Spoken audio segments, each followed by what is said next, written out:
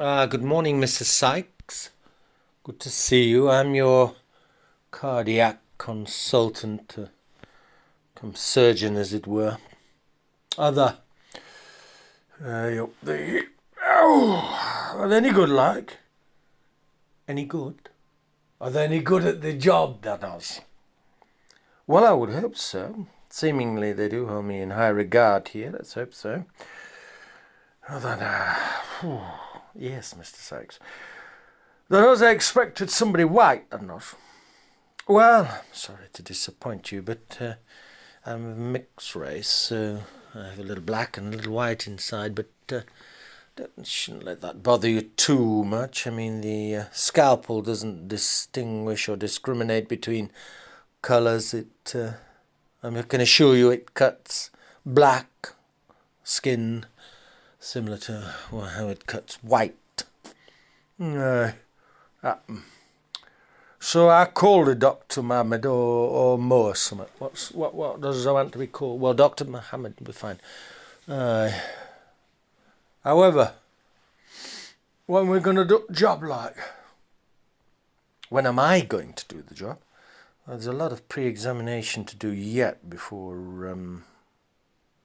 before we start that. So we've got to go through the minutiae of things, find out just what ailments you may have had or not.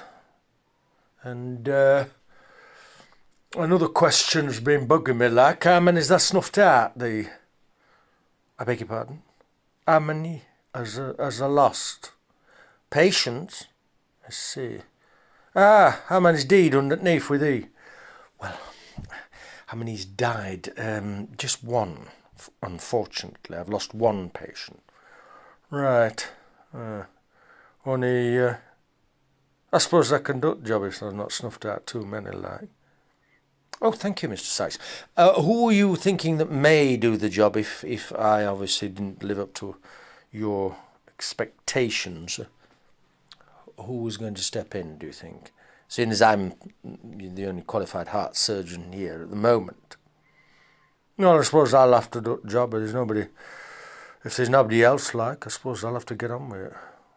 So, I mean, it's all right now. I found out there's not many deed on their watch, so I suppose I'll have to get on with it if that only one that's here, like. Oh, well, thank you very much. That's pleasing. Thank you.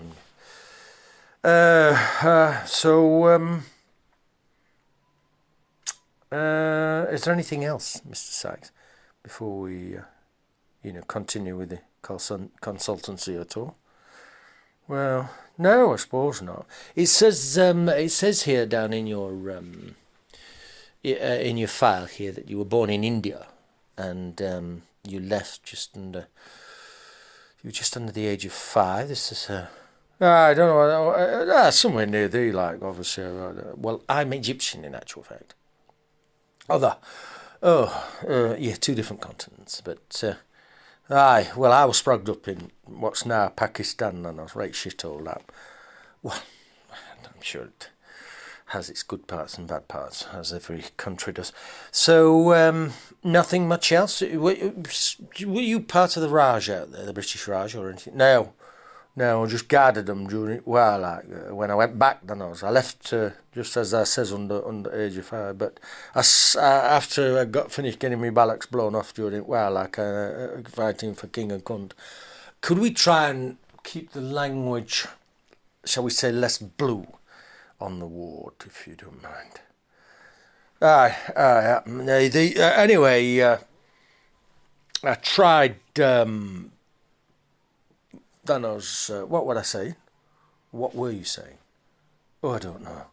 It's 96. I don't know what I'm saying. Oh, that's what I was going to say. So I suppose that one that's working on carvery, like, are they? I beg your pardon. Who's splitting ribs and what have you, and pulling mate out? Who's doing the operation? I'm doing the operation, but we don't know whether yet we are going to, cut through the sternum bone, open the ribs, and stop or start the heart, arrest the heart to do this. Stop-start job. That makes it sound like a car, then. Yes, we don't know if we're going to do that. So that's not going to be sort of ripping and cutting and carving like? No, I think looking at this, it might be better if we go another way round. And apart from that, there's not just me, don't forget. It's not me just working on the carvery, as you put it. There's a shooting 6 team. Obviously the anaesthetist and various other people that are going to be assisting me. Gasman, not... anyway, yes. Anyway, there's a shooting 6 that's going to assist, but hopefully we're not going to have to do too much of that, hopefully, because we're looking at something else. What? Let's get back to what I was asking you. It's put me right off the train of thought here. Oh, yes. So you came out of India. The reason I'm asking you this is because your heart... It does have a very, very irregular rhythm, and it shows down here in your notes. I don't know why nobody's brought it up earlier, but just before the age of 5, coming from India, you arrived in Liverpool with scarlet fever, and this is why you do have this irregular rhythm to your heart. Very irregular rhythm. It's surprising that they didn't notice this in the army. Well, I went through medical. They had me down as tip-top fit. Probably at that time they couldn't have cared less. So you went through the army, yes. And what I'm trying to get at is, I went through Nazi Germany, like, and they dropped us in Arnhem there. Went in with 10,000, came back with less than 2. Then I was. Yes, it does sound as though it was a little bit of a bloodbath, and then and then after we finished they dropped us in, after we finished with war in Europe, like, they dropped us into India, fighting Nips, Japs, the Japanese, fighting Japs. Then I was, anyway, went in there in Burma, like, and I come out of there with malaria and a monkey, like, when I came out of there. That's what I'm trying to get at. How many sort of diseases, viruses and things, roughly can you put your finger on how many you've had in your life? It seems that every time you've been to India, you seem to be coming back with quite a few ailments, as you were. Well, I had a lot there then. I was everything, scabies, well, that's not but every known thing, dengue fever, malaria, all lot. I got all lot, went through all full lot. My ass was like a pincushion by the time as they finished with. Then I was with beriberi, dengue fever and all that, and yellow fever, and I had all that. Yes, this is what I'm getting at. Any of these any of them ever? Do you have a recurrence? Have you ever had a recurrence of any of the jungle fevers that you contracted at all? Nout. Now, I've been fighting fit all my life. You've been fighting fit all your life, I see. Well, that's not quite true, because you've got this this heart problem, obviously, and you've had it since the age of 5. Aye. Yes. So, what? I keep getting distracted. What I was saying here. So, Mr. Stikes, yes. Not only at the age of 5 did you have this little stowaway aboard your vessel, this scarlet fever.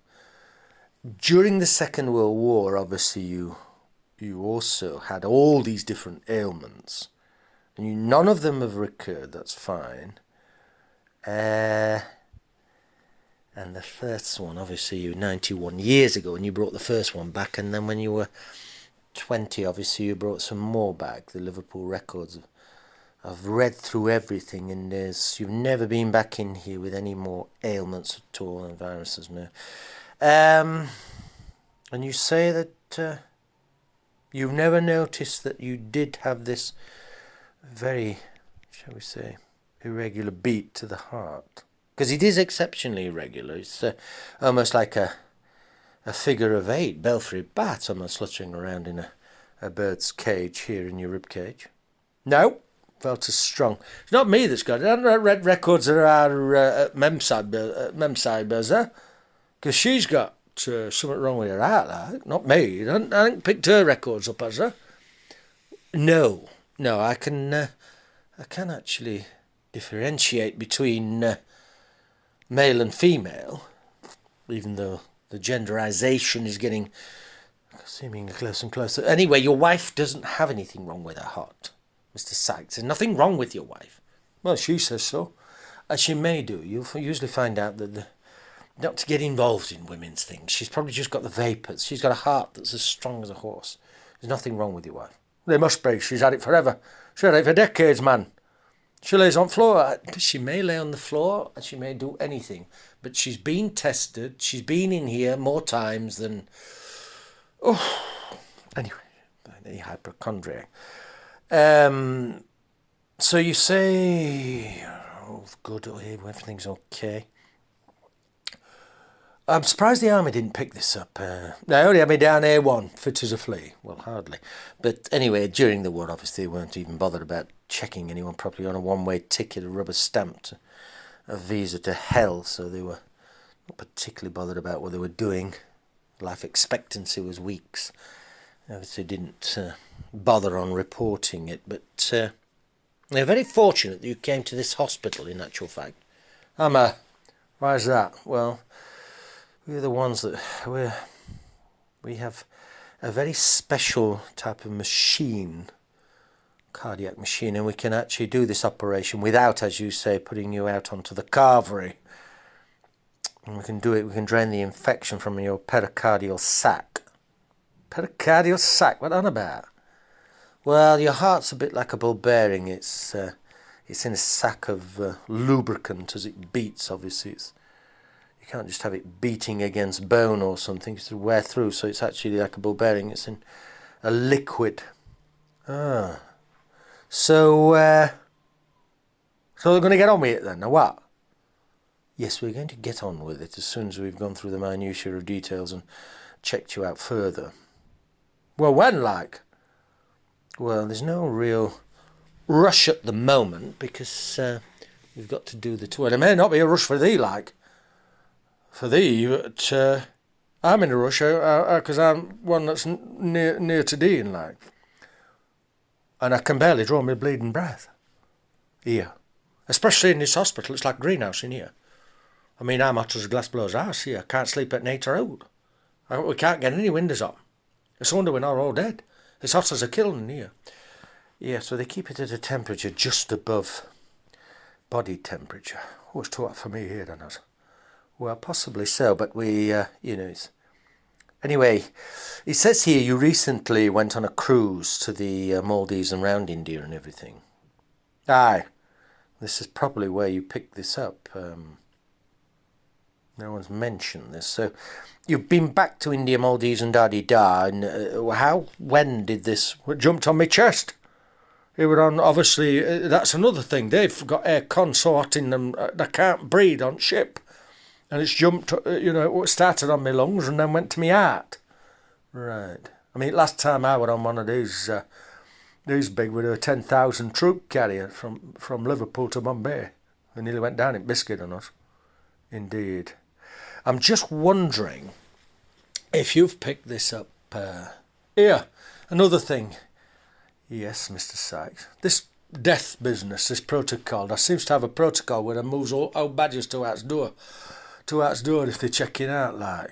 Those last gaspers got death rattle rasp. They get some closer to the door, is that right?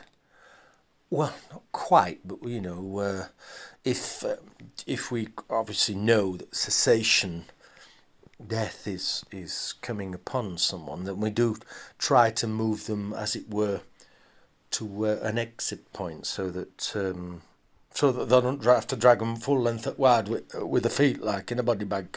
Well, we wouldn't do that anyway, Mr. Sykes. I mean, it's not as though we're in the habit of dragging body bags down the ward with people, or dragging people by their feet screaming. It's not the Black Death. We don't just load them onto carts and then ring a plague bell, pushing them through the ward. We do have a little bit of discretion and subtlety. Happen, but then us, so they get some near the door, like. Yes. Yes, it does happen that way. So, because I know, apart from young'uns jumping up and down with glee like and clapping their hands on, because grandfather's on the way, they're waiting to go to Disneyland with money like. I mean, there's one of them little bloodthirsty thing there that's been jumping up and down, doing a vigil at the bedside there. They've been doing a vigil at the grandfather's, but she's wanting to marry Mickey Mouse. She's jumping up and down up in the days as soon as possible when they croak like. Yes, I can see that this is going to be a little bit difficult. What? It is difficult, I'm telling you. I'm tired of shite since I've been in here. I can barely draw my bleeding breath. I'm as hot as a glass blower's ass, and I'm as tight as I'm bottled up. What? Oh, yes. Oh, no. I'll get a nurse to see what they can do. And also, Mr. Sykes, if you could, address the nurses as nurses and not use this, shall we say, pigeon Hindu that you seem to be coming out with. And, remember, Britannia ruled the waves a long time ago, and also this crushing imperialism that you're still in your cranium of Britain owning a third of the land surface of the world has long since gone. Can you quit with the, shall we say, the empire argo? Eh? You're speaking to half the nurses in some sort of, I don't know, something you picked up way back when? I did, well, I was there until I was 5. I was speaking, that's what I used to speak like. Right, can we just address them in English as norm? Well, they've only just come across most of them. They may have, but they also need to be addressed in English as nurses, obviously. God, I'm losing the train of thought again here. That's it. Oh, yeah, can you stop bellowing down the ward as well? And, you're sounding like you're back in the military again. Were you actually commissioned into the service as some sort of major? No. What were you? Private. Went in private, came out private. Even though I murdered about at least a couple hundred than those Nazis. And I saved the bacon of our major. Carried him nearly 3 miles on my back. I see. And they give him VC. Give me sweet FA like.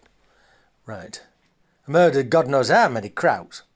And they end up giving him VC. Now that's why, don't I? Because I ended up headbutting RSM. He were trying to take my monkey off me at one. I ended up sticking nut on him. Oh, yeah. Well, that would possibly do it, yeah.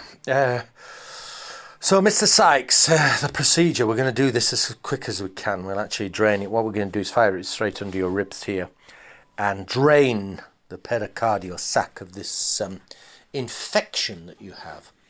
And fortunately, we do have a machine to do that. So, also the other thing, can you stop making fun of other patients? What's that mean? Well, by all accounts, the person in your next bedfellow to you, he thinks he's going to be dreaming of Women's Hour or something when we tune in his pacemaker. You've told him when you had yours tuned in that the only thing you could hear when you were dreaming was Radio 4. Can you stop with the comedy, please? Oh, I suppose so. Do you come from a large family? We had to have a bit of a thick skin on the back, like. Well, I had to, didn't I? I mean, come on, we got one car here at bottom of the yard, and can you imagine 10 of us using a plop drop first thing, eh? No, I can't, but anyway, if you could. So, how did you get to acquire such wealth, as it were, dare I ask? Well, I started then. I started at age 12. Then I was. It were a toss up whether I went down pit or whether I were doing steel like.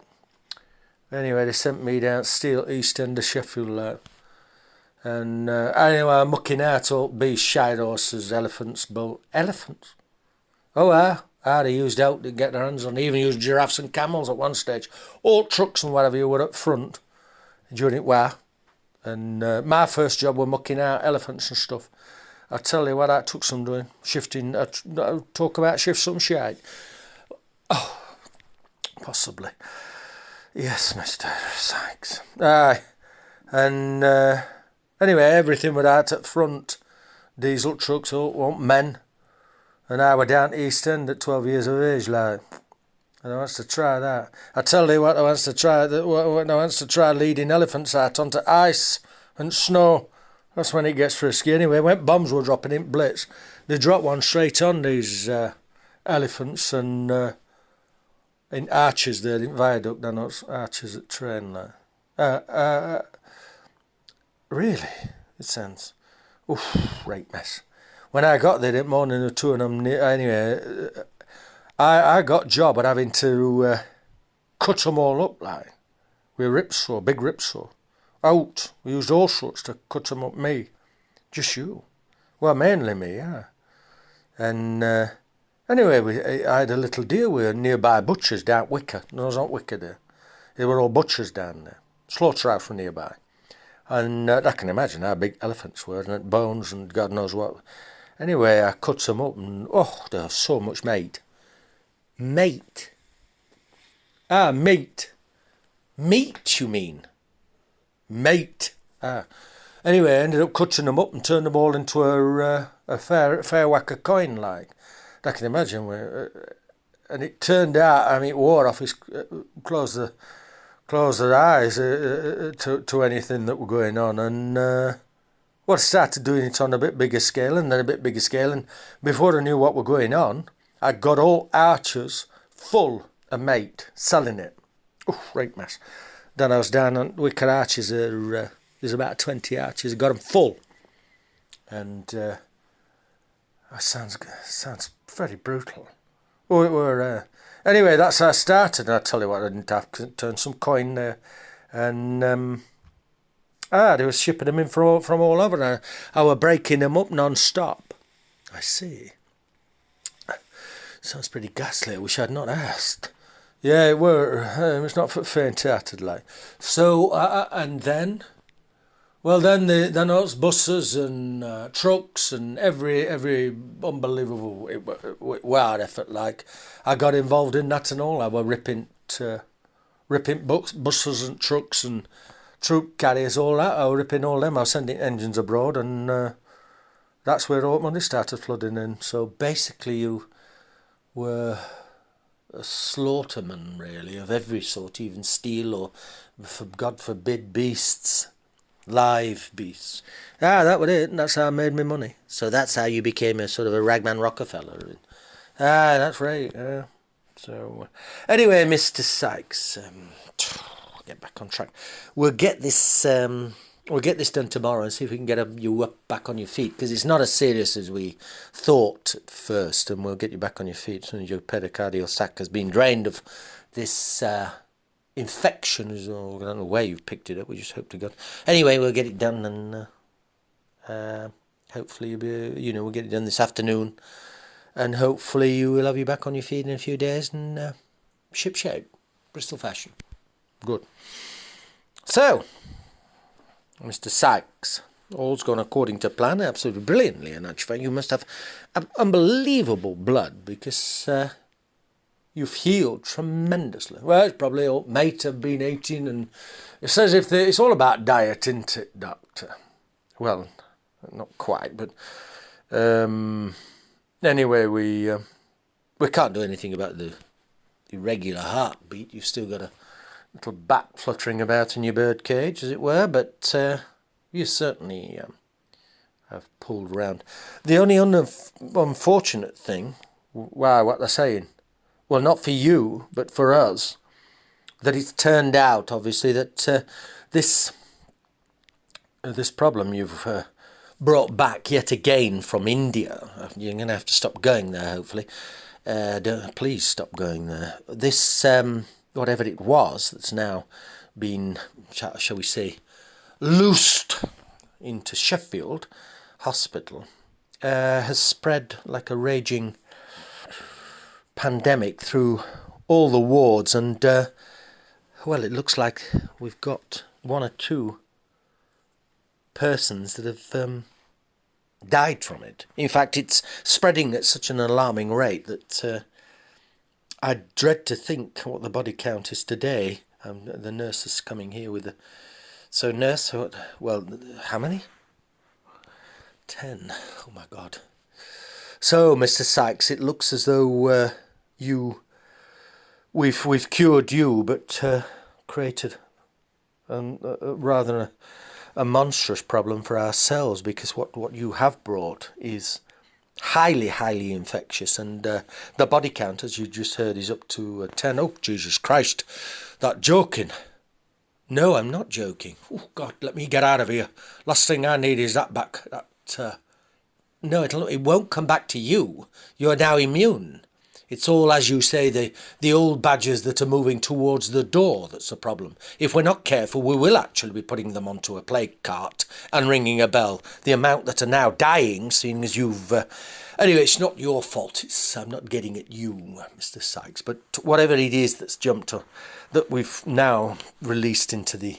Well, it serves you right for having the place so sealed up. I've told him before, there needs some fresh air through here. Yes, possibly so, but...